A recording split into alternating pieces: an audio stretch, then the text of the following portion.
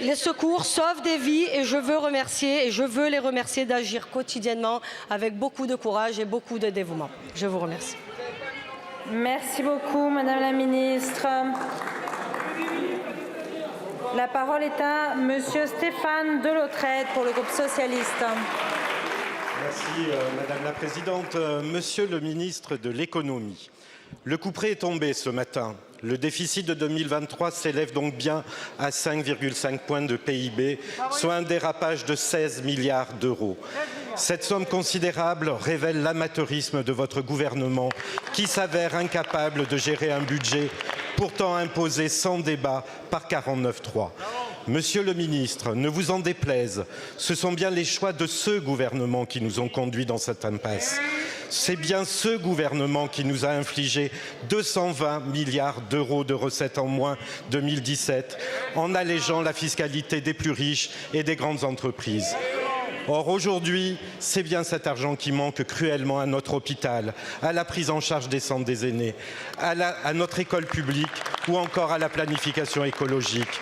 Alors, à qui comptez-vous faire payer l'ardoise?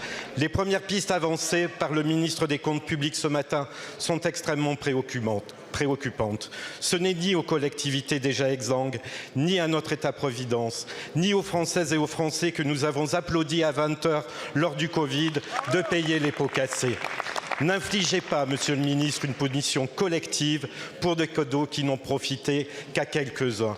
Car aujourd'hui, ce qui manque, ce sont bien des recettes. Nous, socialistes, faisons depuis des années des propositions en ce sens. Mais êtes-vous enfin prêts à les entendre? Taxons les super-profits, rétablissons l'ISF et supprimons la flat tax. Et revenons sur les exonérations de charges et niches fiscales non efficientes. Monsieur le Ministre, l'austérité n'a jamais engendré la prospérité. Alors, face à l'urgence de la situation, je vous repose la question. À quand un projet de loi de finances rectificatif?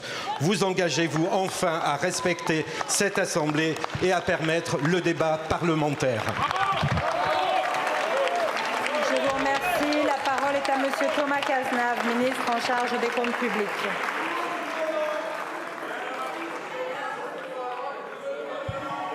Merci Madame la Présidente, Mesdames et Messieurs les députés, Monsieur le député Delautrette. Vous l'avez évoqué, permettez-moi d'abord de rappeler 2-3 ordres de grandeur. Vous avez l'austérité à la bouche. Je rappelle quelques ordres de grandeur, Monsieur le député. On a annulé 10 milliards d'euros de dépenses. Vous connaissez quel est le montant total des dépenses publiques?